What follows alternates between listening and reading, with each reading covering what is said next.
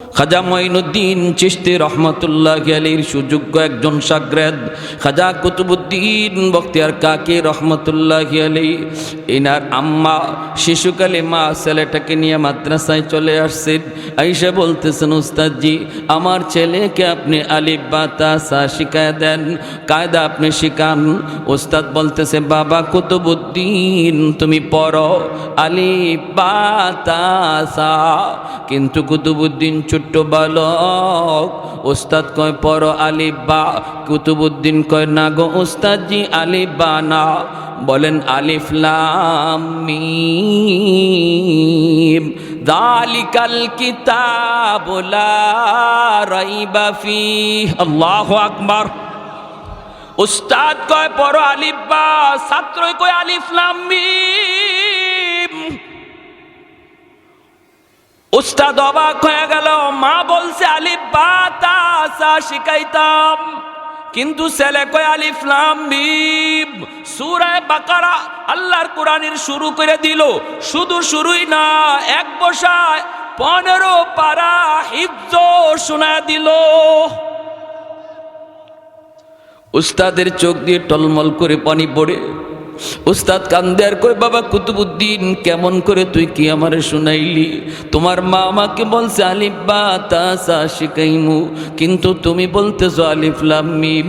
বাবারে তোর মা কেন এমন মজাক করলো, কেন এমন ঠাট্টা করলো? চলো তোর মার কাছে যাই।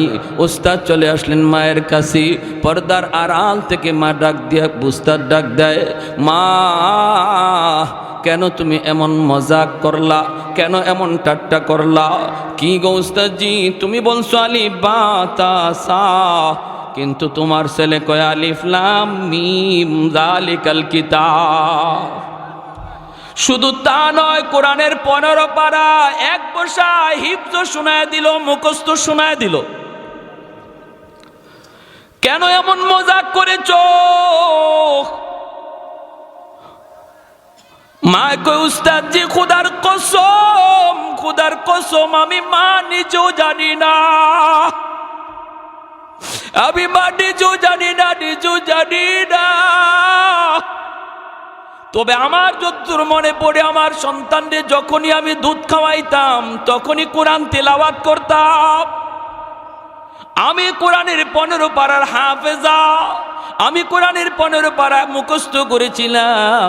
আমার সন্তান যেদিন থেকে আমার পেটে আসছে ওই দিন থেকে আমি কোরআন তেলাওয়াত বেশি বেশি করতাম।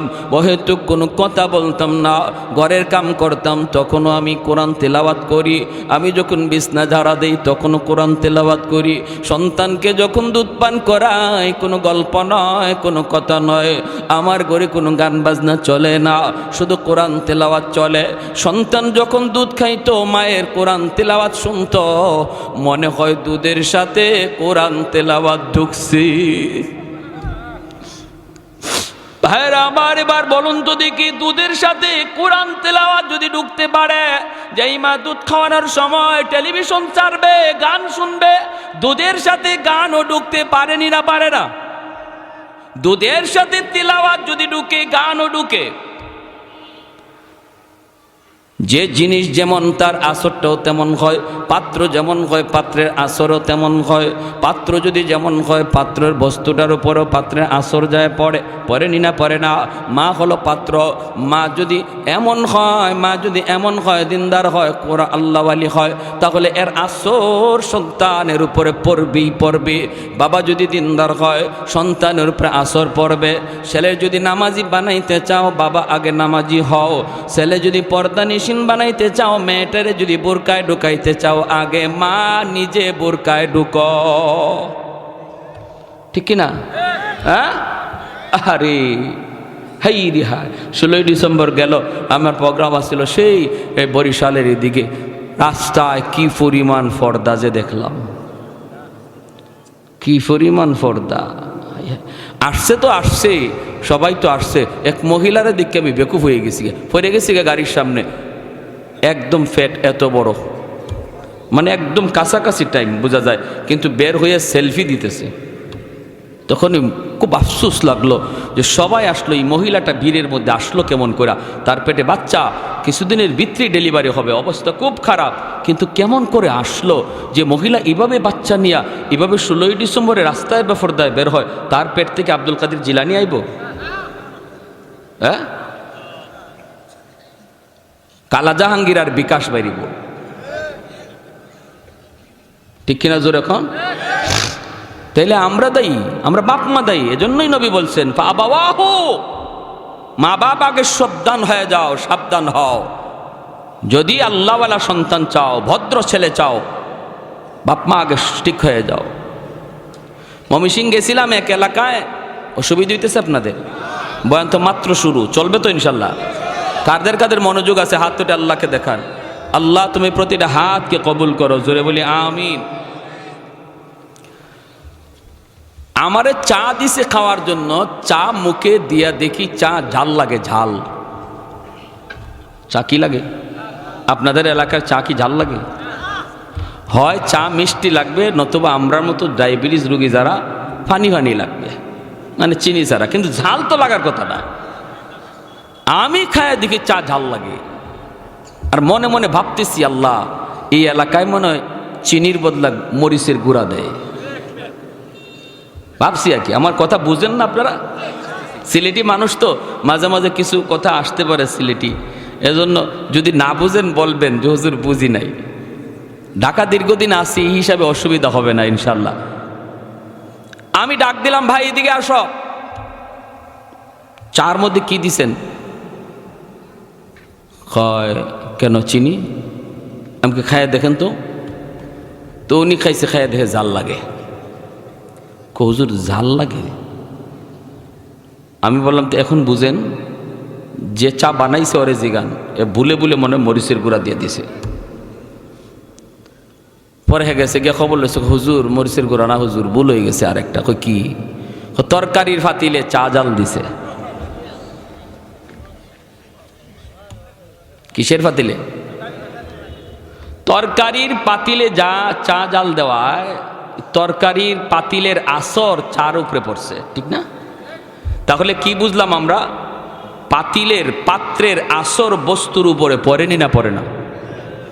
অতএব মা হলো পাত্র, মা হলো পাত্র। মা যেমন বাবা যেমন, এর আসর সন্তানের উপরে পড়বেই পড়বে, পড়বেই পড়বে। এজন্য আমার ভাইরা মনোযোগ, একটু দিলটা নরম করে কথাগুলি শোনো। আল্লাহ পাক রব্বুল আলামিন কয়, কোরআন আমি আল্লাহ নাজিল করেছি মানুষের জন্য শিফা বানাইয়া। কোরআন নাজিল করেছি আমি মানুষের জন্য রহমত বানাইয়া। আল্লাহর কোরআন হলো আমাদের জন্য, তোমাদের জন্য, সবার জন্য রহমত। কোরআন যেই ঘরে তেলাওয়াত হয় এই ঘরে রহমত নাজিল হয়। যেই সমাজে কোরআনের প্রতিষ্ঠান মাদ্রাসা থাকে, আল্লাহর ভাষায় এই সমাজে রহমত নাজিল হয়। যেই দেশে যেই সমাজে উলামায়ে কেরামের কদর আছে, উলামায়ে কেরামের সম্মান আছে, হাফেজ ছাত্রদের মায়া আছে, মহব্বত আছে, উলামায়ে কেরামকে যেই এলাকার মানুষগুলি শ্রদ্ধা করে, আল্লাহ বলেন এই সমাজে আমি আল্লাহর রহমতের ধারা জারি থাকে। ভাইরে আমার একটু মনোযোগ দিয়ে শুনো, কোরআন হলো রহমত টেনে আনার চুম্বক। যেই এলাকায় রহমত থাকে এই এলাকায় গজব আসে না, যেখানে রহমত থাকে না সেখানে গজব নেমে আসে। আল্লাহর কোরআনের খাতিরে রহমত নেমে আসে, গজব দূরে চলে যায়। আল্লাহর কোরআনের প্রতিষ্ঠান যদি মাদ্রাসায় না থাকে, যদি মাদ্রাসা না থাকে, এলাকার মানুষ যদি মাদ্রাসাকে কদর না করে, উলামায়ে কেরামকে যদি সম্মান না করে, তাহলে রহমতের দ্বারা বন্ধ হয়ে যাবে। এই যে জমিনের ভিতরে রহমত এখনো আমরা পাইতেছি, গাছ থেকে ফুল হয়, ফল হয়, জমিন থেকে ফসল হয়, এমনিভাবে নদী থেকে মাছ হয়, এমনিভাবে পূর্ব দিগন্তে সূর্য উঠে, পশ্চিম দিগন্তে সূর্য ডুবে। যত প্রকারের নিয়ামত আর রহমত আমরা পাই, আল্লাহ বলেন সমস্ত রহমত আমি কোরআনের খাতিরে নাজিল করি। ঘরে যদি কোরআন তিলাওয়াত হয় ঘরে রহমত আসে, ঠিক কিনা? আজকে মুসলমানের ঘরে কোরআন তেলাওয়াত নাই বললেই চলে। পবিত্র শবে কদর আর রমজান মাস আসলে আমরা কোরআনকে কিছুটা নামাই, কিছুটা দেখি। প্রতিদিন মুসলমানের ঘরে টেলিভিশন অন হয়, টেলিভিশন চলে কিন্তু কোরআন চলে না। মুসলমানের চিত্র এমনটা হওয়ার কথা ছিল না রে যুবক। ঘরে ঘরে প্রতিদিন কোরআন তেলাওয়াত হওয়ার কথা ছিল। এই কোরআন তেলাওয়াত যদি ঘরে ঘরে হইতো, আমার মা বোনেরা যদি এখনো কোরআন তেলাওয়াত প্রতিদিন করত, তাহলে ঘরে এত অশান্তি থাকতো না, স্বামী স্ত্রীর ভিতরে এত দূরত্ব থাকতো না, ভাই ভাই এত দ্বন্দ্ব থাকতো না, বাপ বেটার ভিতরে এত দূরত্ব আসতো না, এতটা অভাবের ভিতরে আমাদের পড়তে হতো না। আল্লাহ পাক রব্বুল আলামিন কোরআন তেলাওয়াতের খাতিরে আল্লাহ রহমত নাজিল করত। বাইরে আপনার ঘরে রহমত ঢুকতে চায় কিন্তু দরজা পায় না। রহমতের দরজা আপনি নিজেই বন্ধ করে রেখেছেন, গজবে খোলা রেখেছেন। প্রতিদিন যদি নাটক সিনেমা চলে তাহলে গজবের দরজা খোলা। প্রতিদিন কোরআন তেলাওয়াত হয় না, রহমতের দরজা বন্ধ। আপনার ঘরে আল্লাহর দেওয়া রহমত ঢুকতে চায় কিন্তু রহমতের দরজা খুঁজে পায় না। হুজুরদেরকে ডাইকে দোষ দেয়া কোনো লাভ নাই। হুজুরদের পানি পড়ায় কাম হয় না, তাবিজ পড়ায় কাম হয় না। এমন দোষ উলামায়ে কেরামকে দিয়া কোনো লাভ নাই। উলামায়ে কেরাম কোরআনের আয়াত পড়া ফু দেয়, এই ফু আপনার ঘরে ঢুকতে চায়, যায় দরজা পায় না। রহমতের দরজা আপনার ঘরে যে পায় না, কারণ আল্লাহর কালাম রহমতের দরজা ছাড়া ঢুকে না। রহমতের দরজা ছাড়া ঢুকে না, গজবের দরজা খোলা। এজন্যই আজকাল তাবিজ পড়া, পানি পড়ায় কোনো কাম হয় না। হুজুরদের দোষ না। আগের হুজুররা যে কোরআন পড়ে ফু দিত, এখনের হুজুররাও এই কোরআন পড়েই ফু দেয়। কিন্তু আগের জমানায় কোরআন রহমতের দরজা গিয়ে খোলা পাইত, এখন মুসলমানের ঘরে দরজা খোলা পায় না। এক সময় আগে গ্রামের ভিতর দিয়ে ঢুকলে ফজরের পর কোরআন তেলাওয়াতের আওয়াজ শোনা যাইত। আমাদের মুরব্বীরা তেলাওয়াত করত, মা বোনেরা তেলাওয়াত করত। একটা ঘরের পাশ দিয়ে যাইবেন ফজরে পরে গুনগুন করে কোরআন তেলাওয়াত সূরা ইয়াসিনের আওয়াজ শোনা যাইত। আহা! আর এখন মনে হয় ফজরে পরে গ্রামের সব মানুষ মরে গেছে। চুর মনে হয় রাতে চুরি না কইরা ফজরের পরে চুরি আরো সহজে করতে পারবো, ঠিক না? ফজরের টাইমে মনে হয় আরো ভালো করে চুরি করতে পারে, এমন ঘুম। কারণ রাত 3টা পর্যন্ত সজাগ, তো ঘুমটা লাগছেই ফজরের টাইমে। High high high high! নতুবা আল্লাহর কোরআনের আসর আসেনি না নাই? আমাদের সিলেটের একজন বুজুর্গের ঘটনা বলবো। নুরউদ্দিন ঘাটপুরি রহমতুল্লাহি আলাইহি বহুত বড় এক বুজুর্গ ছিলেন, আল্লাহর ওলি। শনি মঙ্গলবারে হুজুরে পানি পড়া দিতেন, আর মানুষজন হাজারো মানুষ এসে ভিড় করত পানি পড়া নেওয়ার জন্য। বোতলে নিয়ে আসতো পানি, হুজুর পানি ফু দিবেন আর ওরা পানি নিয়ে যাবে। আছে না আপনাদের এলাকায় এরকম? আল্লাহওয়ালারা এরকম দেয়, উলামায়ে কেরাম ফু দেয়। হুজুর খুব ব্যস্ত মানুষ, হাজার হাজার মানুষের বোতলে ফু দিবেন কখন, আর এই টাইম কই? এজন্য হুজুরে মাদ্রাসার সামনে বিশাল এক পুকুর আছিল, এই পুকুরের মধ্যে ফু দিয়া চলে যাইতেন। কি বুঝলেন? বিশাল এক পুকুর, এই পুকুরে ফু দিয়া হুজুরে কাজে চলে যেতেন আর বলতেন পানি নাও, পুকুর থেকে পানি নাও। মানুষের পুকুর থেকে বোতলে বইরে পানি নিত, কাজ হয়ে যেত। কি ছিল? পান হয়ে যেত। এখন হুজুরের এক ভক্ত, সিলেটি মানুষ, লন্ডন থেকে আসছে, আইসা কো হুজুর আমারে এক জারা ফানি ফরা দিন। হুজুর কো ফানি ফরা? ফানি তো আমি ফু দিলাম পুকুরে, তুমি এখান থেকে নিয়ে যাও। কো হুজুর আমার একই হয় না। কি হয় না? কই একই হয় না। আপনি পুকুরের এই পারে ফু দিছেন, এই পু ওই পারে গেল কেমনে? এত বড় পুকুরের এক কোনায় ফু দিছেন, আরেক কোনায় যায় কিভাবে? হুজুর আমার সন্দেহ। হুজুর আমার বিশ্বাস হয়, কারণ আপনি অনেক বড় বুজুর্গ হইতে পারে, কিন্তু আমার প্রশান্তি হয় না, আমার অন্তরে প্রশান্তির জন্য হুজুর আমি খুব কষ্ট করে আসছি লন্ডন থেকে, আপনি আমার এই জগটার মধ্যে একটা ফু দেন। তো হুজুর বলে তোমার কি নয় না? তো ঠিক আছে ফু দেই। তুমি ভালো করে জগ ধরো, কাচের জগ, এই জগে পানি নিয়ে আসছে। আমাদের উস্তাদগণ পাশে ছিলেন, ওনারা নিজের চোখে দেখছেন। আল্লাহর ওলি বলতেছেন তুমি ধরো, ভালো করে ধরো। হুজুর 2 হাতে ধরছি তো। ধরে রাখো। হুজুরে আল্লাহর কালাম পড়ে ফু দিছেন, দিতে দেরি আর কাচের জগ ঠাস ঠাস করে ভাঙতে দেরি হলো না। ওই যে জায়গাখান ধরা ছিল শুধু এই জায়গাটাই আছে, আর বাকি সব মাটির পড়ে গেছে ঝরঝরায়া। কই গেল পানি? তাহলে আল্লাহর কালামের মধ্যে অ্যাকশন আসেনি না নাই? ফখরে বাঙ্গাল রহমতুল্লাহি আলাইহি এক নাস্তিক কয়, হুজুর মানুষদেরকে আর কত ধোঁকা দিবেন? কিরকম? কই যে মানুষ আয়, হুজুর একটা ফু দেন, ফু দেন, আর আপনি একটা ফু দিয়ে দিলেন। এটা কি হইল? এই যে আমিও তো দিলাম, কি হয়েছে?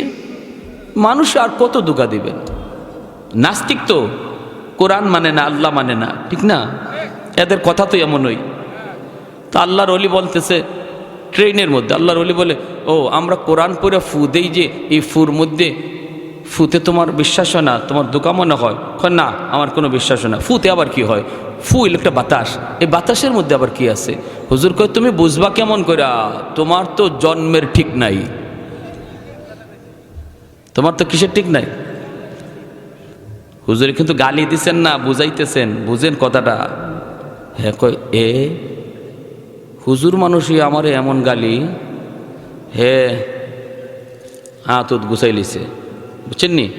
চেহারা টেহারা লাল হয়ে গেছে, বডি ফুলে গেছে। কত বড় কথা! যারর সন্তান, অবৈধ সন্তান, কার না গুসা উঠবে? হ্যাঁ চেহারা ফুইলা গেছে একদম, মানুষে জাপড়ায় ধরছে। এই মেয়ে কি হয়েছে? হুজুরের সাথে লাগছো? কই লাগবো না হুজুর, আমারে কেমন বকা দিছে শোনো না। কি কইছেন হুজুর? হুজুর কই না আমি বেশি কিছু কই নাই তো, আমি কইছি শুধু তার জন্মের ঠিক নাই। মানুষে কয় না হুজুর কথাটা একটু বেশি হয়ে গেছে গালিটা। হুজুর বলে না আমি গালি দেই নাই তো, তারে আমি বুঝাইছি যে বাতাসে অ্যাকশন আছে। কিরকম? কয় আমরা যে কোরআন পড়ে ফু দেই, বাতাস দেই, এটা সে বুঝে না। এটা বোঝানোর জন্য তারে একটা বাতাস ছাড়ছি। আর দেখেন একটা গালি দিছি, এটাও মারি নাই, আঘাত করি নাই, শুধু একটা গালি দিছি, তাও নাপাক বাতাস। এই নাপাক বাতাসে তার চেহারা লাল করে দিছে, তার বডি ফুলাইয়া দিছে। তার নাপাক বাতাসে যদি তার চেহারা লাল করাইয়া দেয়, বডি ফুলাইয়া দেয়, আল্লাহর কালাম পাক, এই পাক কালাম পইরা বাতাস দিলে যে অ্যাকশন হয়, এটা বুঝাইছি। বুঝে আসছে আপনাদের? হ্যাঁ, এজন্য উলামায়ে কেরাম আল্লাহর কালামকে সিনায় নিছে। যেই সিনায় কোরআন ঢুকে, এটা বাহাদুরি নয়, সাধারণ কথা নয়। উলামায়ে কেরামের সিনায় যে কোরআন ঢুকছে, এটা আল্লাহ নিজের চয়েস করা। যেই সিনাকে আল্লাহ নিজে চয়েস করে, ওই সিনায় কোরআনকে আমানত রাখে। এই সিনা থেকে কালাম যেই মুখ দিয়ে বের হয়, এটা ফাও না। কিন্তু আপনার অ্যাকশন হয় না কেন? কারণ আপনার ঘরের দরজা খোলা নাই, বন্ধ, রহমতের দরজা বন্ধ। আমার ভাইয়েরা, বন্ধুরা, যুবক, একটা ঘটনা মনোযোগ দিয়ে শুনেন। বিশ্ব মানচিত্রে একটা দেশ আছে, দেশটার নাম হলো মালদ্বীপ। একজন কোরআনের হাফেজের ঘটনা, আমি বাস্তব ঘটনা শোনাবো, মনোযোগ সবার আছে তো? মালদ্বীপ শহরটা হলো, চতুর্দিকে হলো সাগর, মাঝখানে একটা দ্বীপ, এর নাম হলো মালদ্বীপ। আজ থেকে 350 বছর আগের ঘটনা। বিশ্ববিখ্যাত পর্যটক আল্লামা ইবনে বতুতা, তিনি তার কিতাবের ভিতরে উল্লেখ করেছেন, রে যুবক, ঘটনাটা তিনি এনেছেন রিহলাতে ইবনে বতুতা নামক কিতাবের ভিতরে। সৌদি আরবের একটা জাহাজ এসে মালদ্বীপের সাগরে ডুবে গেল, সবগুলি যাত্রী ডুবে মরে গেল। একজন কোরআনের হাফেজকে আল্লাহ বাঁচায় রাখলেন। কেন আল্লাহ রাখবেন না? কারণ তার সিনায় আল্লাহ তার কালাম আমানত রাখছেন। হাজারো কোটি টাকা পিছনে খরচ কইরা সন্তানকে কোরআনের হাফেজ বানানো যায় না রে, যদি আল্লাহ সিনাকে কবুল না করে, ঠিক না? রিকশাওয়ালার ছেলেও কোরআনের হাফেজ হয়ে যায়, দিনমজুরের একটা ছেলে কোরআনের হাফেজ হয়ে যায়, অল্প টাকাও খরচ করতে পারে না। বোঝা গেল বাহাদুরি করে হাফেজে কোরআন করা যায় না, বাহাদুরি করে মুফতি মুহাদ্দিস হওয়া যায় না, বাহাদুরি করে আলেম হওয়া যায় না। আলেম আল্লাহ যাদেরকে বানাইছেন এদেরকে আল্লাহ নিজের হাতে চয়েস করেছেন, নিজে আল্লাহ নির্বাচন করেছেন। ওই হাফেজে কোরআনকে আল্লাহ পাক কুদরতিভাবে বাঁচিয়ে দিলেন। সবগুলি যাত্রী ডুবে মরে গেল, কিন্তু একজন হাফেজ, বয়স তার 10 বছর, এই হাফেজকে আল্লাহ পাক বাঁচায় নিলেন। কাঠের উপরে ভাসতেছে, মালদ্বীপের জেলেরা সাগরে নামছে মাছ ধরার জন্য। দেখে একটা ছোট্ট বালক কাঠের মধ্যে ভাসতেছে, এই বালকটারে তারা নৌকায় উঠাইল, উঠে তারা বাজারে তুলল বিক্রি করার জন্য। তখনকার সময় মানুষ বেচাকেনা হইতো, বাজারে তুলছে বিক্রি করবে। চেহারাটা এত সুন্দর, পূর্ণিমার চাঁদের মতো সুন্দর, কারণ তার বাড়ি তো মালদ্বীপ নয়, বাড়িটা হলো আমার নবীর দেশে। আমার নবী, আপনার নবী, রহমতের নবী, মায়ার নবীর দেশের বাচ্চা। চেহারার মধ্যে এত নূর, এত মায়া রে। ওই হাফেজ কোরআনকে তারা তুলল বাজারে বিক্রি করার জন্য। মানুষজন আসে কেনার জন্য, কিন্তু অনেক দাম চায়, অনেক মূল্য চায়। এই মূল্যের কারণে কেউ নিতে পারে না। একজন হিন্দু মহিলা, মালদ্বীপ শহরের সমস্ত মানুষ ছিল তারা মুশরিক, মূর্তি পূজা করত, অগ্নি পূজা করত। ওই অবস্থায় একজন হিন্দু মহিলা আসলো কেনার জন্য। মহিলাটার অনেক সম্পদ, কিন্তু ছেলে সন্তান নাই, আছে শুধু একটা মেয়ে সন্তান। একটা ছেলের প্রয়োজন, ছেলের প্রয়োজন। এই চিন্তা করে মহিলা বাজারে হাজির। আইসেই ডাক দিয়ে কই, তোরা কত টাকা চাস? বল না কত টাকা লাগবে। কই এত টাকা লাগবে। মহিলা কই, নে এত টাকা নিয়ে দা, ছেলেটারে আমাকে দিয়ে দে, আমি ছেলেটারে সন্তান হিসাবে পালবো। আমার ছেলে সন্তান নাই রে, আমি তারে ছেলে কয়া পালবো। আম্মা কয়া ডাক দিবে। হাফেজে কোরআন ওই মহিলার ঘরে গেল, মা ডাকে, বোনটারে বোন কয়া ডাক দে, বোনটাও তারে ভাইয়া কয়া ডাকে। এইভাবেই দিন চলছে, রাত চলছে। হাফেজ এখনো তার নিজের পরিচয় দেয় না, সে যে কোরআনের হাফেজ। দেখতেছে গোটা মালদ্বীপ অগ্নি পূজারী, মূর্তির পূজারী, ভয়ে আতঙ্কিত, আতঙ্কিত, পরিচয় গোপন।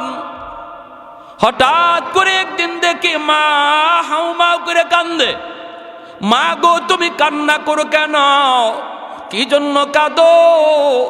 মহিলা কয়ে, বাবা আমি কান্না করি জন্য, মালদ্বীপে প্রতি বৎসর সিডর হয়। সিডর জলোচ্ছ্বাসের কারণে অনেক মানুষের প্রাণহানি হয় রে বাবা, অনেক মানুষ মারা যায়। নির্ধারিত টাইমে, রাত যখন 12টা বাজে, প্রতি বৎসর নির্ধারিত তারিখে, নির্ধারিত টাইমে মালদ্বীপ থেকে সিডর হয়। এই সিডরের কারণে অনেক মানুষের প্রাণহানি ঘটে। বাদশাহ জ্যোতিষীদেরকে বলেছে, জ্যোতিষী বিদ্যা পরে তোমরা দেখো, একটু বের করো কেন এমন হয়। একই তারিখে একই রাত, রাত 12টার পরে এমন কেন হয়? এমনিভাবে জ্যোতিষীরা জ্যোতিষী বিদ্যা পড়ে, গণকেরা গণনা করে করে বের করে ফেলল। এটা একটা খবিস জিন্নাত। এই খবিস জিন্নাতে এমনটা করে, এটা জিনের একটা কারসাজি। যদি বাঁচাইতে হয় তাহলে মালদ্বীপের একটা সুন্দরী কুমারী মেয়েকে প্রতি বৎসর সাগরের পারের ওই যে রাম মন্দির, এই রাম মন্দিরে সন্ধ্যাবেলা রেখে দিতে হবে, সকালবেলা তার লাশ আনতে হবে। রাতের বেলা জিন্নাত ওই সুন্দরী মেয়েটাকে খেয়ে ফেলবে, খেয়ে ফেলবে। সকালবেলা তার লাশ পাওয়া যাবে। যদি প্রতি বৎসর একটা সুন্দরী কুমারী মেয়েকে তুমি এরম উৎসর্গ করতে পারো, তাহলে শহর বেঁচে যাবে, মালদ্বীপ বেঁচে যাবে। বাদশাহ এই সিদ্ধান্ত জারি করলো, ক্ষুদ্র স্বার্থের, বৃহৎ স্বার্থের জন্য ক্ষুদ্র স্বার্থের জলাঞ্জলি তালিকা তৈরি করো। মালদ্বীপে কত সুন্দরী কুমারী আছে, তালিকা তৈরি করলো। এরে বাবা, তালিকা অনুযায়ী লটারি দেওয়া হয়। এই বছর লটারির মধ্যে আমার একমাত্র মেয়েটার নাম উঠে গেছে। সরকারি ফৌজ আমাকে জানায় দিচ্ছে সন্ধ্যা হওয়া মাত্রই আমার মেয়েটাকে ধরে নিয়ে যাবে আর ওই মন্দিরে রেখে দিবে, সকালবেলা তার লাশ পাওয়া যাবে। এ বাবা বল বল বল, কেমন করে আমি মা সেটা সইব রে? যেই বাচ্চাটারে এত আদর করে মায়া করে বড় করলাম, চোখের সামনে মেয়েটা আজকে মৃত্যু কোলে ঢলে পড়বে, কেমন করে আমি মা সেটা সইব? এজন্য আমি কাঁদতেছি। হাফেজে কোরআন কয়, মা টেনশন করো না, আমার বোনের কোনো ক্ষতি হতে দিব না। আল্লাহু আকবার, জোরে কর না। ও মা, আমার বোনের কোনো ক্ষতি হতে দিব না, মামলা আমার কাছে ছেড়ে দাও, বিষয়টা আমি বুঝবো।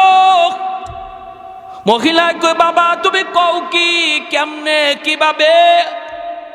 হাফেজে কোরআন কয়, মা আমার বোনটাকে নানার বাড়িতে পাঠায় দাও, আর আমার বোনের জামা কাপড় পরাইয়া আমাকে মেলুক বানাইয়া তুমি পালঙে বসায় রাখো।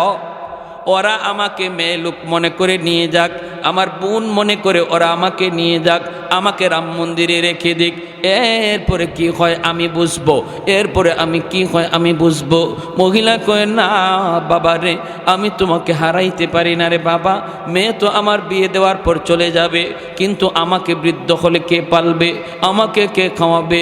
তোমাকে আমি হাতছাড়া করতে পারি না, তোমার ক্ষতি হোক এটা আমি চাই না। হাফেজে কোরআন কই, মা গো তুমি বুঝি টেনশন করতেছো আমার ক্ষতি হবে, আমাকে জিন্নাতরা খেয়ে ফেলবে? মা তুমি জানোই না আমার সিনার ভিতরে কি আছে, জিন্নাতের কাছে যেই শক্তি এর চেয়ে 1000 গুণ শক্তি আমার সিনার ভিতরে, যার নাম হলো 30 পারা কুরআন। আর একটু জোরে সুবহানাল্লাহ। मैं तालिब मौला हूँ मेरे इश्क़ निराला, मैं तालिब मौला हूँ मेरे इश्क़ निराला, है जुमला जहाँ जिनके तजल्ली से उजाला, है जुमला जहाँ जिनके तजल्ली से उजाला, मादरुद जखा गैर खुदा यार नदारम, जुज़ याद खुदा हीच दिगर कार नदारम, जुज़ याद खुदा हीच दिगर कार नदारम। আমার ভাইরা বন্ধুরা, বুঝে আসতেছে আপনাদের? মনোযোগ সবার আছে তো? আলহামদুলিল্লাহ। হাফেজ সাহেব কি কয়? কয়, মা গো টেনশন করো না, আমার সিনার ভিতরে 30 পারা কোরআন, এই কোরআনের শক্তি সিডরের শক্তির চেয়ে 1000 গুণ বেশি, ওই জিন্নাতের চেয়ে 1000 গুণ বেশি। মহিলা তো কোরআন কি জিনিস বুঝে না, কোরআনের মহত্ব বরত্ব সম্পর্কেও জানে না। মহিলায় কই, বাবা কোন কোরআনের কথা বলো? কয়, মা গো তোমার এত কিছু বুঝতে হবে না, এতটুকু তুমি ইয়াকিন রাখো, তোমার সন্তানের বিন্দু পরিমাণ ক্ষতি হবে না। আল্লাহু আকবার। এমনে ছেলেটারে হাফিজ বানাইতেছেন, দিলটারে বড় করেন। আল্লাহ আপনার ছেলেরে পছন্দ করছে, আল্লাহ নিজে সিল মাইরা নির্বাচিত করছে, বিধায় তার মাদ্রাসার আসার সুযোগ হয়েছে। কোন বাবা কোন দাদার নিজস্ব ক্ষমতায় কোন সন্তান মাদ্রাসা আসতে পারে না যদি আল্লাহর তালিকায় সিল মারা না হয়। সুবহানাল্লাহ। পৃথিবীতে কিছু কিছু বিষয় আল্লাহ নিজে সিল মারে, আল্লাহ নিজে সিল মারে। এটা কোনো মানুষের বাহাদুরি না। এক নাম্বার হলো নবী পয়গম্বর, কে নবী হবে কে রাসূল হবে এটা বুজুর্গির দ্বারা কোনোদিন হওয়া যায় না। আল্লাহ যারে চয়েস করে তারে নবী বানায়।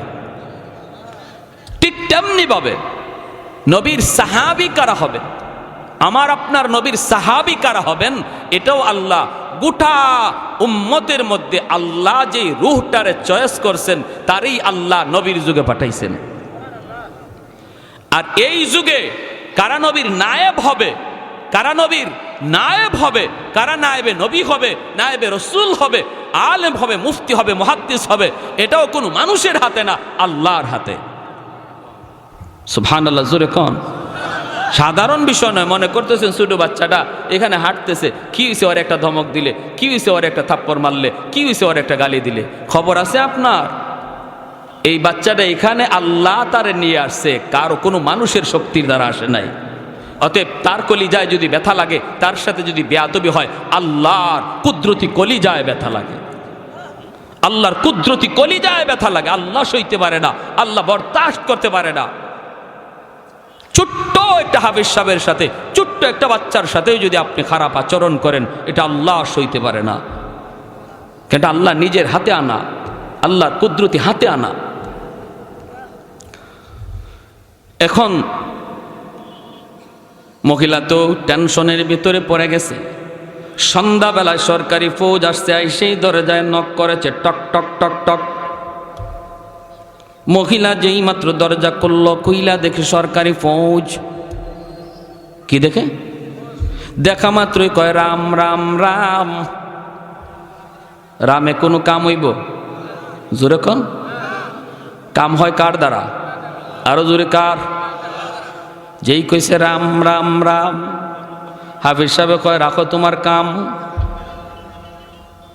ও মা, টেনশন করো না। ওরা কোনো কিছু দেখলেই তো ভগবান কইতে দেরি হয় না, ভগবান কইতে দেরি হয় না। আল্লাহর গড়ে বাইতুল্লাহ মূর্তি ছিল 360টা।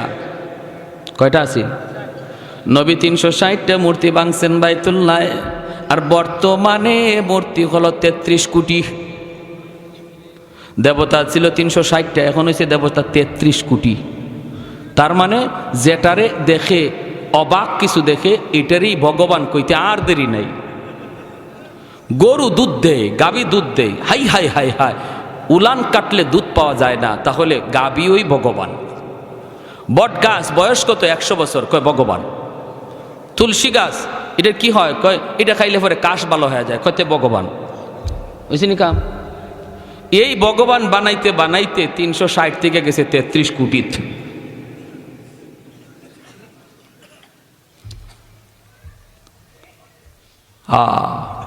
উসমান হারুনি রহমতুল্লাহি আলাইহি, আপনাদের আগ্রহ দেখে আমি বয়ানটা একটু বাড়াইতেছি, অসুবিধা দিতেছে আপনাদের? সবার মনোযোগ আছে আলহামদুলিল্লাহ। আর আসছিও তো কম দূর থেকে না, আর ফাইসি আপনারা আজকে আর ছাড়মু না। ও মা গো, আর আমারও এমনি যাওয়া কালকে, আমার রাত্রে যাওয়ার কোনো সুযোগও নাই। বিমানের টিকিট হলো 11টায়, তো সারা রাত কাটাইলে অসুবিধা। আল্লাহ আমাদের এই বসাকে নাজাতের উসিলা বানাও, সবাই বলে আমিন। এখন উসমান হারুনি রহমতুল্লাহি আলাইহি, মঈনুদ্দিন চিশতি রহমতুল্লাহি আলাইহির উস্তাদ। ইনি একদিন খাদেম নিয়ে শীতের রাত্রে বের হয়েছেন, আর বলতেছেন বাবা একটু অজু করব, পানিটা ঠান্ডা, দেখ না একটু আগুন নি পাওয়া যায়। খাদেম যায় দেখে কিছু মানুষ আগুনের পূজা করতেছে। আগুন যে ভগবান কয়, আগুনের পূজা করে। খাদেম যায় কয় বাইরে একটু আগুন দিবা নি। অগ্নি পূজারীরা কয় কেন? কয় আমার উস্তাদ পানি গরম কর্ম অজু করার জন্য। অগ্নি পূজারীর দল তখন কয় এ শেখ মুসলমান, কস কি তুই? আমরা আগুনকে পূজা করি, দেবতা বলি। আগুন আমরা কোনো শেখরে দিব না, কোনো মুসলমান রে দিব না। খাদেম গেছে যায় কয় উস্তাদ জি, আগুনের সংবাদ তো পেয়েছি, সন্ধান পেয়েছি, কিন্তু ওরা আগুন দিতে রাজি না।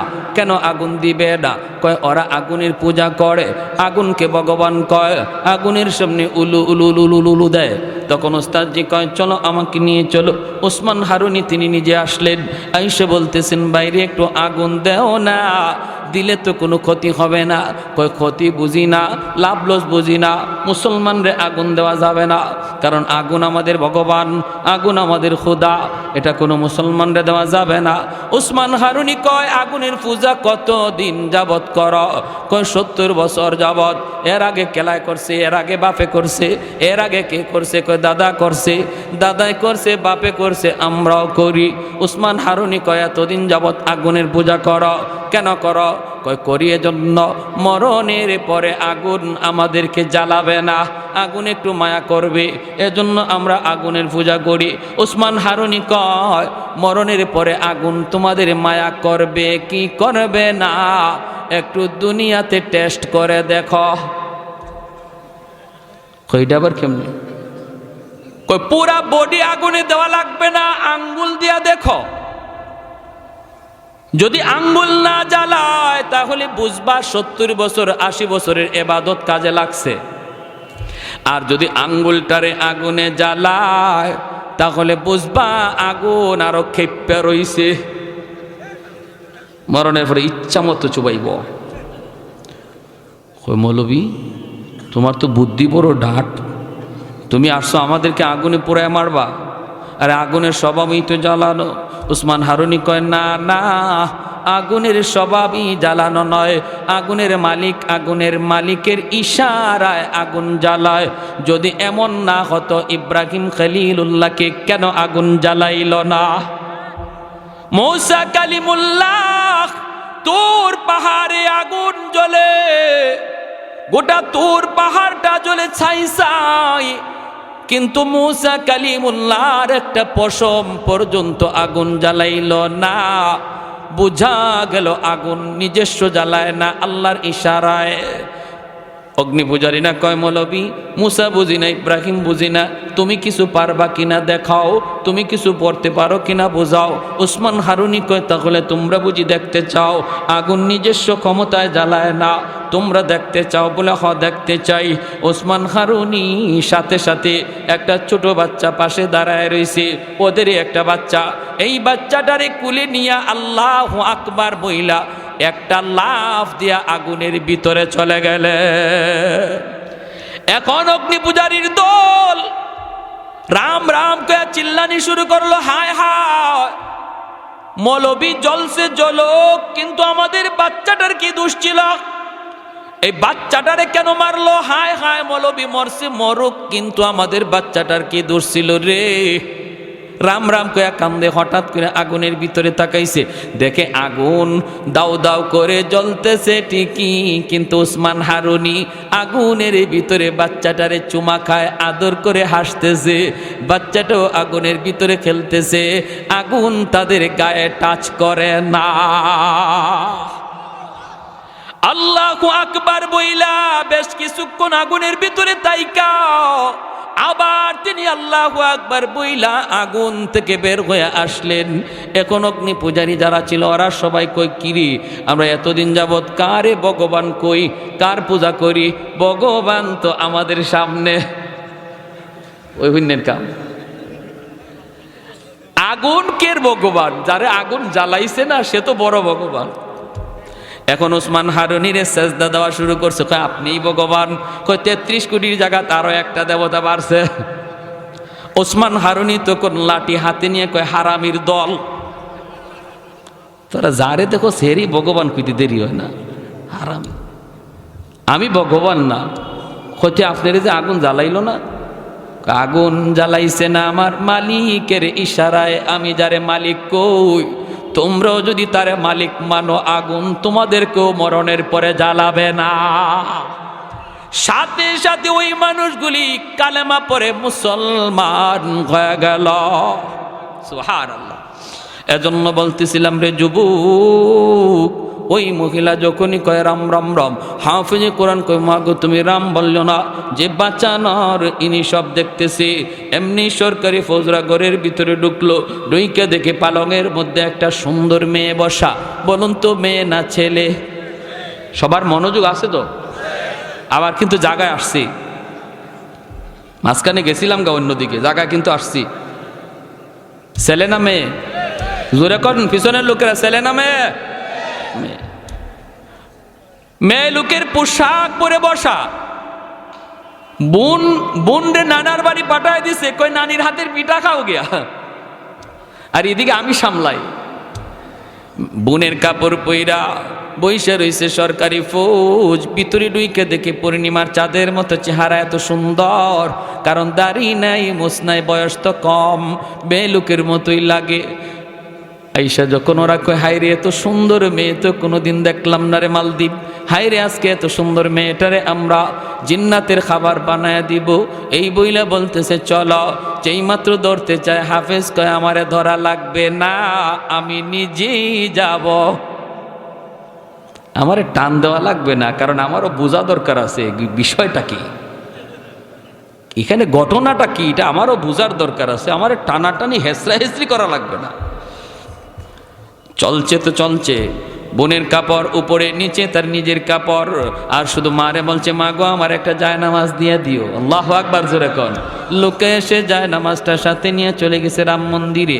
বিশ্ববিখ্যাত পর্যটক আল্লামা ইবনে বতুতা, তার কিতাবের নাম হলো রিহলাতে ইবনে বতুতা, এই কিতাবের ভিতরে বাস্তব ঘটনাটা তুলে এনেছেন। আজকে বিশ্ব মানচিত্রে মালদ্বীপ একটা মুসলিম দেশ, কেমন করে মুসলিম দেশ হলো? এরা মুসলমান ছিল না, এরা ছিল সব হিন্দু। আজ কেন তারা মুসলিম হলো, কেমনে হলো? একজন হাফেজ কোরআনের বরকতে, একজন হাফেজ সাহেবের উসিলায় আল্লাহ পাক গোটা মালদ্বীপকে ঈমান দেয়া দিছে। চলে গেল রাম মন্দির, মন্দিরের ভিতরে রেখে সরকারি ফৌজ তারা চলে আসলো, আর হাফিজ সাহেব মন্দিরের ভিতরে ঢুইকেই সে মেয়ে লোকের পোশাক টাস টাস করে খুলে ফেলল, নিচে তো নিজের পোশাক, যায় নামাজখানা বিছাইয়া মন্দিরের ভিতরে আল্লাহর কদমে সেজদায় পড়ে গেল। আল্লাহর কদমে সেজদায় পড়ে কই মালিক আজ প্রমাণ হবে জিন্নাতের পাওয়ার বেশি নাকি তোমার কোরআনের পাওয়ার বেশি। আজ প্রমাণ হবে গো মালিক, আজ প্রমাণ হবে ইসলাম ধর্ম সত্য নাকি ভিন্ন ধর্ম সত্য। আজ প্রমাণ হবে সূরা ইয়াসিনের পাওয়ার বেশি নাকি এই সিডরের পাওয়ার বেশি। আল্লাহর কালাম তেলাওয়াত করা শুরু করে দিল। রাত যখন 12টা বেজে গেল, এ মন্দিরের ভিতর থেকে সাগরের দিকে তাকায়, সাগরের দিকে তাকায়, দেখে সাগর থেকে পানিটা এরকমভাবে অদ্ভুত আকারে রূপ নিয়া, অদ্ভুত আকারে রূপ নিয়া এই পানিটা উঁচু হইয়া মালদ্বীপের দিকে আক্রমণের জন্য রেডি হয়েছে। এমনি হাফেজে কোরআন মন্দির থেকে সূরাতুল ইয়াসিন, আল্লাহর কোরআনের সূরা ইয়াসিন পইরা ফু দিল।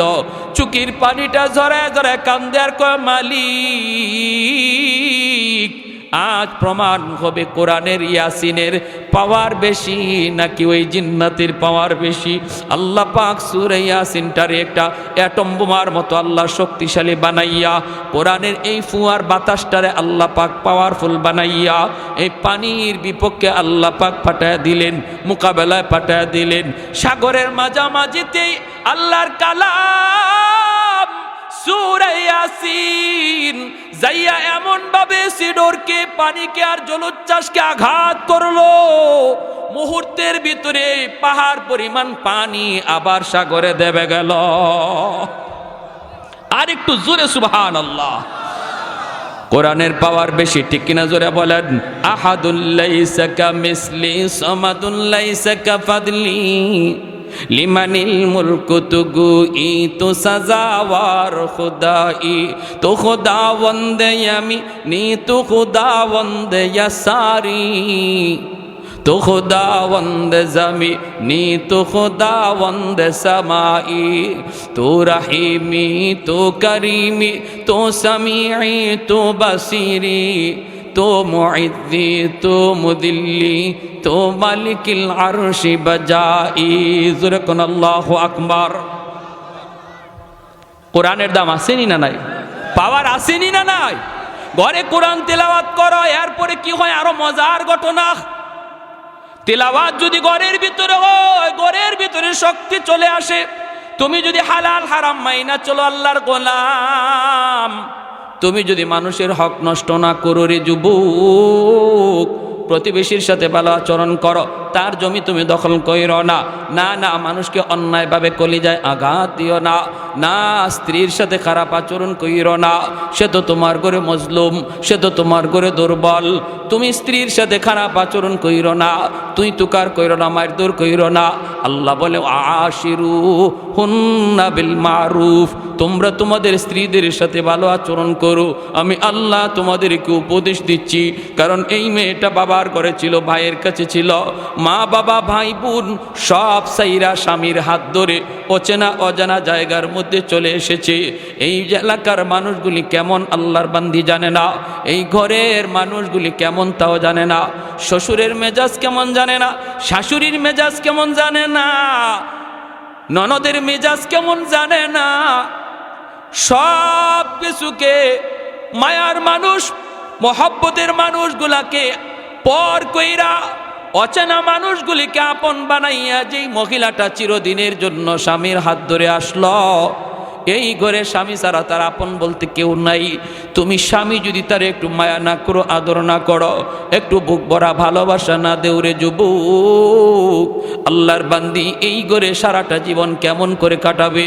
তোমার কোনো আচরণে যদি সে কষ্ট পায়, রান্নাঘরে গিয়া যদি এক ফোঁটা চোখের পানি ঝরায়, আল্লাহর আদালতের ফাইলে গিয়া চোখের পানিটা জমা হয়। হাসরের ময়দানে বহু স্বামী স্ত্রীর মামলায় আল্লাহর আদালতে আসামি হবে।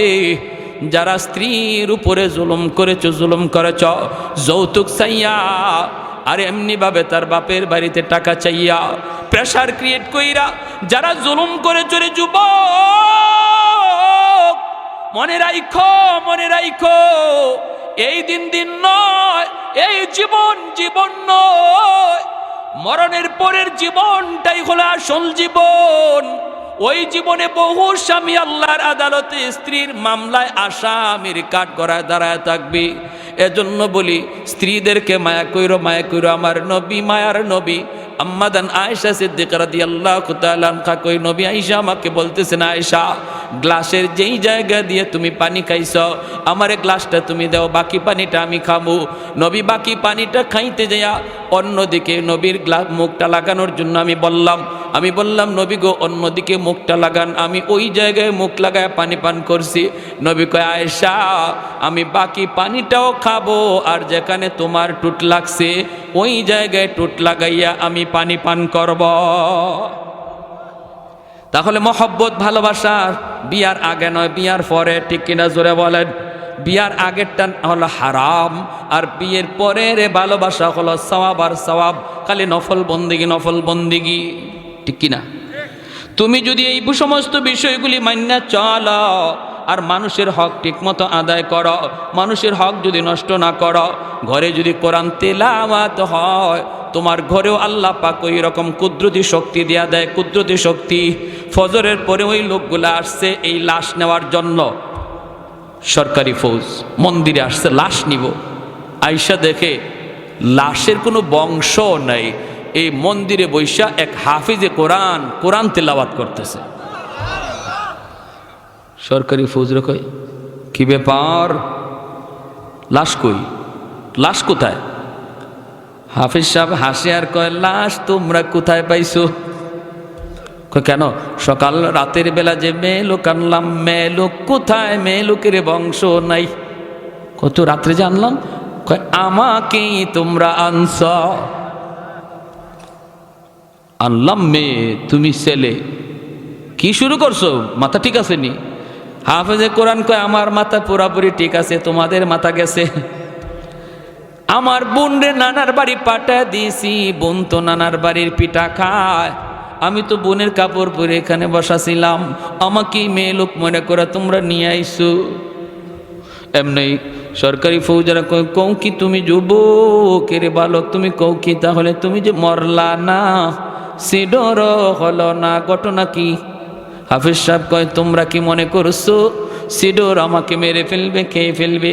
এ আহাম্মকের দল, তোমরা জানোই না আমার সিনার ভিতরে কত পাওয়ার। আল্লাহ আমার সিনার ভিতরে 30 পারা কোরআন রেখে দিয়েছে, যার পাওয়ার হলো সিডোরের চেয়ে হাজার গুণ বেশি।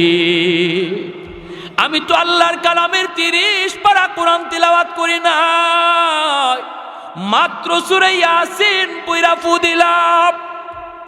এতেই সিডুরির জায়গায় দেবে গেল, সামনে আসার সাহস পেল না, আমারও কোনো ক্ষতি হলো না। তোমরা কি শুরু করছো? জিন্নাতের সাথেই তোমরা পারো না, সমস্ত ক্ষমতা লইয়া জিন্নাতের সাথে পারো না।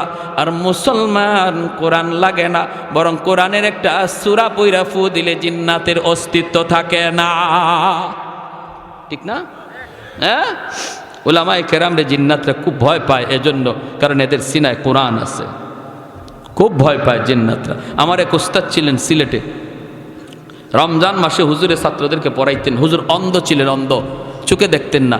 আমরা সরফ নহ পড়ার জন্য হুজুরের কাছে যাইতাম।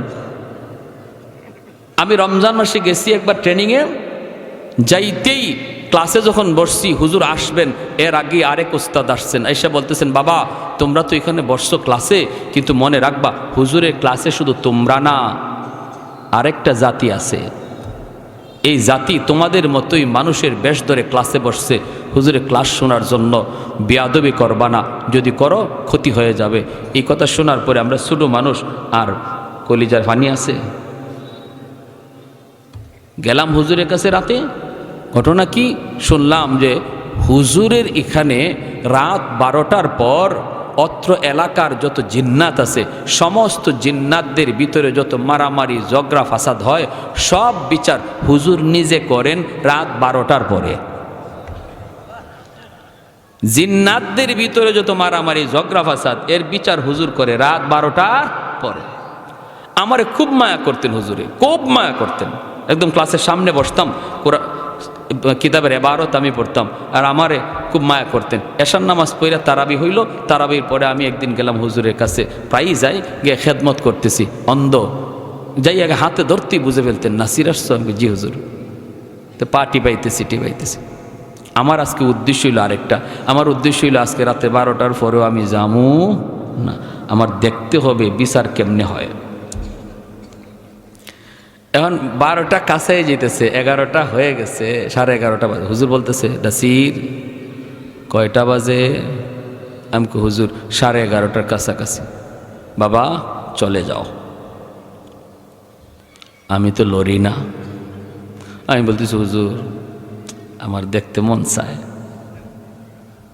হুজুর কয়, বাবা ভয় পাবা, চলে যাও, ভয় পাবা। হুজুর বলতেছি না, ভয় পাবা, যাও। এরা একদিন এমনি তোমার খাদেম হয়ে পিছনে ঘুরবে, এখন ভয় পাবা, চলে যাও। চলে আসছে। খালি আমার ক্লাসমেটটা, আমরা যে রুমে ঘুমাই এখানে আসছি, একজনে কইতেছে, নাসির ভাই আমার প্রস্রাবে ধরছে। আমি যাও প্রস্রাব করে আসো। প্রস্রাব করতে গেছে, প্রস্রাব যে জায়গায় করবে এখানে পাশে একটা জঙ্গল, ওইখান থেকে দৌড় দিয়ে রুমে আইসা কয়, আমি শেষ, একদম মুখ দিয়ে ফেফড়া বাইরে গেছে। আমরা তাড়াতাড়ি ধরলাম, ধরে এখন কী হয়েছে, হুশ নাই। কয় আমি দেখলাম জঙ্গলের ভিতরে একটা মহিলারে আর একটা পুরুষে পিটাইতেছে, সাদা পোশাক, আর কাঁদতেছে আর দৌড়তেছে জঙ্গলের ভিতরে। ছোটো বাচ্চা দেখে তো ভয় পাইছে।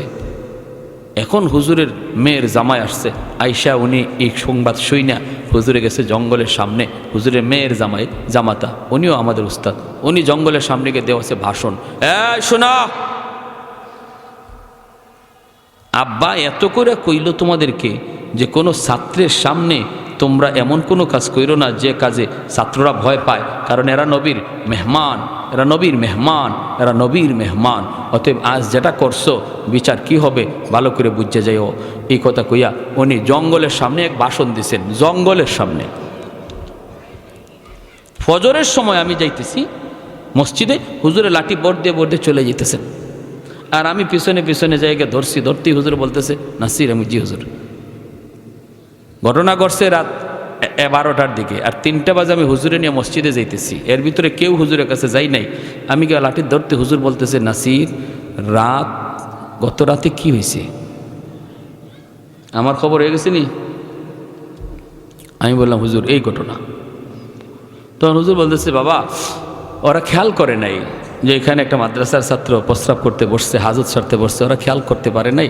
এজন্য আমার কাছে আইসার সাথে সাথে মাপ চাইছে, আর বলছে আর কোনো দিন এমনটা করবে না। অতএব আমিও মাফ করে দিছি, তোমরা মাফ করে দিও, আর এত রাত যাইগো না, এত রাত জাগনা থাইগো। তো এজন্য জিন্নাতরা উলামায়ে কেরামকে খুব শ্রদ্ধা করে, কারণ এটা আল্লাহর কালামের খাতিরে, ঠিক কিনা? আমরা মানুষ হয়ে পারলাম না, আমরা মানুষ হয়ে তাদেরকে ছোট চোখে দেখলাম। যেখানে আল্লাহ হাসরের মাঠে কইব, কোথায় উলামায়ে কেরাম, পর্দার ভিতরে আসো। যখন সুবহানাল্লাহ, ইয়া মাশারাল উলামা তামাইয়াজু বাইনাহুম, হাসরবাসী থেকে আলাদা হও, পর্দার ভিতরে আল্লাহ নিয়ে আসবে। একজন আলেম ভুল করেছে, আল্লাহ বলবে কেন ভুল করছো? তখন বলবে আল্লাহ ভুল হয়ে গেছে, ইন্নী লাম আদা ফীকুম ইলমি লিউআযিবাকুম। আল্লাহ নিজে বলবে, কত বড় কথা, হাদিসে কুদসি। আল্লাহ বলবে, আমি জাহান্নামের আগুনে জ্বালানোর জন্য তোমার সিনায় কোরআন দেই নাই, অন্যায়টা কেন করছো? আলেম কইব আল্লাহ ভুল হয়ে গেছে। ওই পর্দার ভিতরেই আল্লাহ কইব, আমার কোরআনের ইজ্জতের খাতিরে তোমারে মাফ করে দিলাম। হাসরবাসী একজন মানুষ দেখবেও না, শুনবেও না। হাসরের ময়দানে প্রত্যেকটা মানুষ মানুষের বিচার দেখবে, জিনাকুরের বিচার দেখবে, সুদকুরের বিচার দেখবে, বেবিচারের বিচার দেখবে, শাস্তি দেখবে।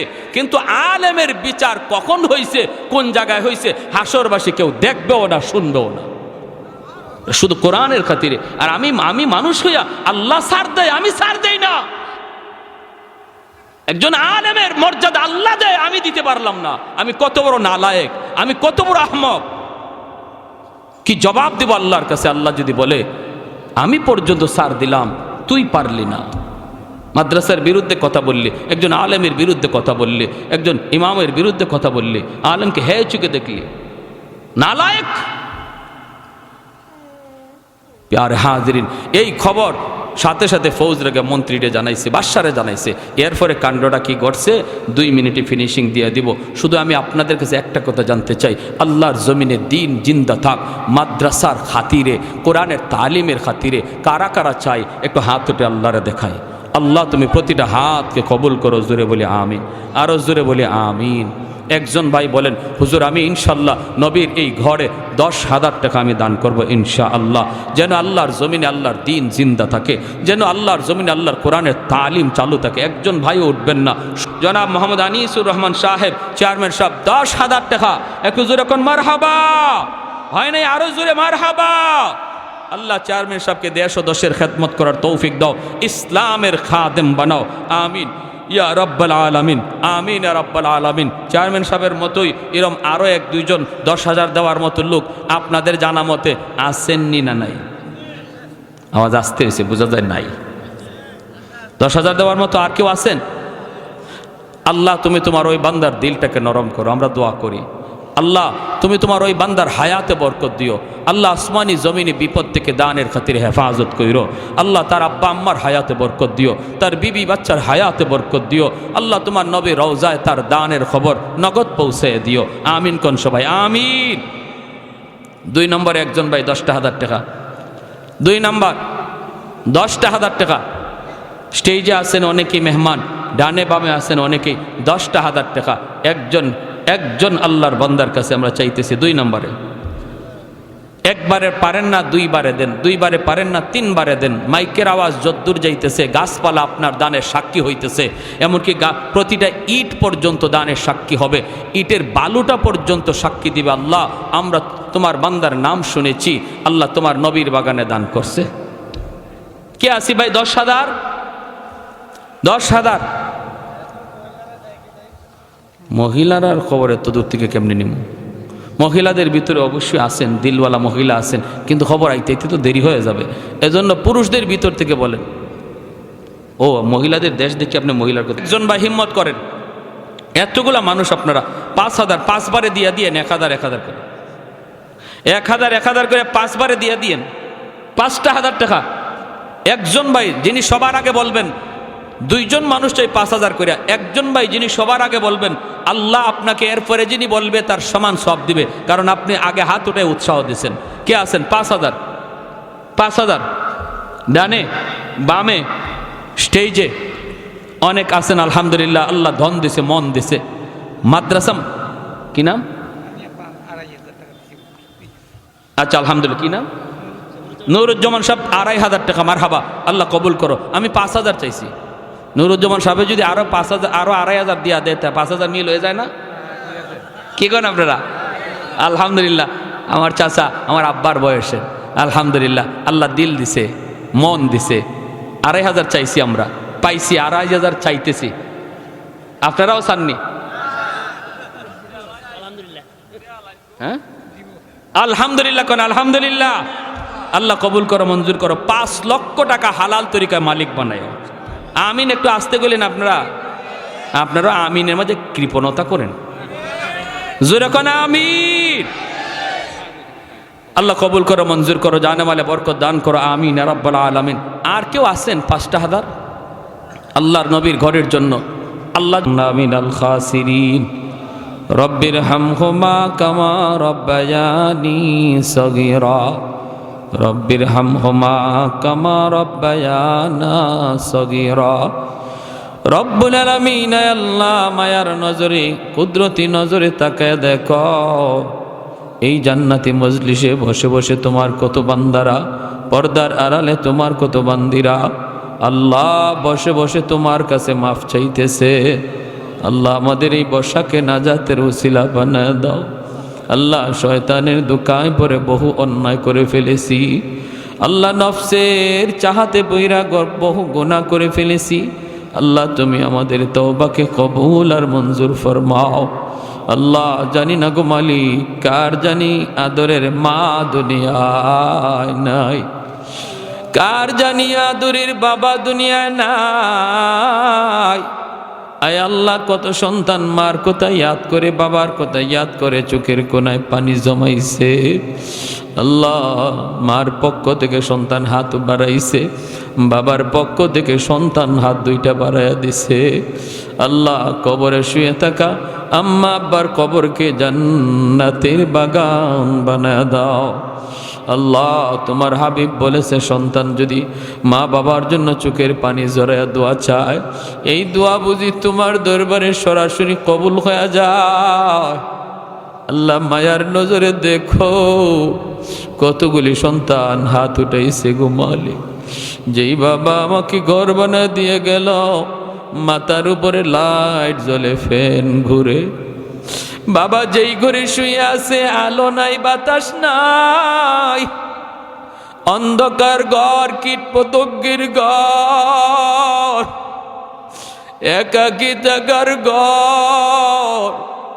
আল্লাহ বাবার কবরে তুমি জান্নাতি আলো বাতাসের ব্যবস্থা করে দিও।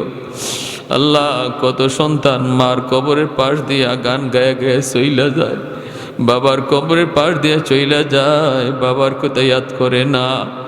রোটা ডাইকা কান্দে আর কই বাজান রে, কবরটা দেখেও কি বাবার কথা ইয়াদ করলি না, কবরখানা দেখেও কি মার কথা তোর ইয়াদ হলো না। একবার যদি সূরা ফাতিহা পড়তি, 3 বার ইখলাস পড়তি, আল্লাহ মার কবরের আযাব আল্লাহ মাফ করে দিত। আল্লাহ ঘরে ঘরে হাফেজে কোরআন তৈরি করে দাও। প্রতিটা মুসলমানের সন্তানকে তার জীবনের লেখাপড়ার শুরু মাদ্রাসা দিয়ে করার তৌফিক দাও। আয় আল্লাহ, আয় আল্লাহ, মাদ্রাসায় পড়ুয়া সন্তান বাবার কবরের পাশে যাইয়া ইয়াসিন পড়বে, মার কবরের পাশে দাঁড়ায় চোখের পানি জড়াইয়া জড়াইয়া ইয়াসিন পড়বে, সন্তান জন্ম দেওয়া সার্থক হয়ে যায়। আল্লাহ এই এলাকার ঘরে ঘরে তুমি আলেম হাফেজ কবুল করো, এই দুটা মাদ্রাসাকে কবুল করো, ছাত্র উস্তাদ সবাইকে কবুল করো, মাদ্রাসার কমিটি যারা আছে, উপদেষ্টা যারা আছে, আল্লাহ তাদের খেদমতকে নাজাতের উসিলা বানায় দাও। আয় আল্লাহ যত হাজত গাইবি খাজানা থেকে পুরা করে দাও। ডাইনে বামে সামনে পিছনে যত মুর্দে গান কবরে শাহিত আল্লাহ, মাদ্রাসার খাতিরে মাহফিলের খাতিরে কবরের সমস্ত আযাব তুমি বন্ধ করে দাও, শান্তি আরো বাড়ায়া দাও। আয় আল্লাহ যে যুবকগুলি এত সুন্দর আয়োজন করলো, আয় আল্লাহ ব্যবসায়ী ভাইরা যারা আয়োজন করলো, আল্লাহ প্রত্যেকের এই আয়োজনকে নাজাতের উসিলা বানাও।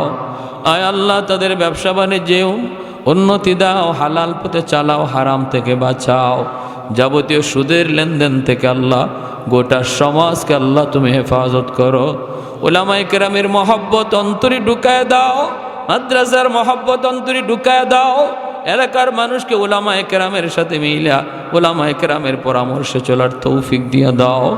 হাসরের মাঠে আলেমদের সাথে তাদের হাসন নসর করা দিও। আয় আল্লাহ, যারা অসুস্থ আছে সুস্থ করে দিও। আমার মা বোনদেরকে মাফ করে দিও। যুবক ভাইদেরকে পাক্কা নামাজি দিনদার বানায় দিও। সাল্লাল্লাহু তাআলা যারা সাহায্য সহযোগিতা করছেন, করবেন, ওয়াদা করছেন, প্রত্যেকের দানকে তার নাজাতের ওসিলা বানাও। প্রত্যেকের দান দিলের নেক নিয়তকে আল্লাহ তুমি কবুল ফরমাও। সাল্লাল্লাহু তাআলা আলা খাইরি খালকিহি মুহাম্মাদিন ওয়া আলিহি ওয়া আসহাবিহি আজমাইন।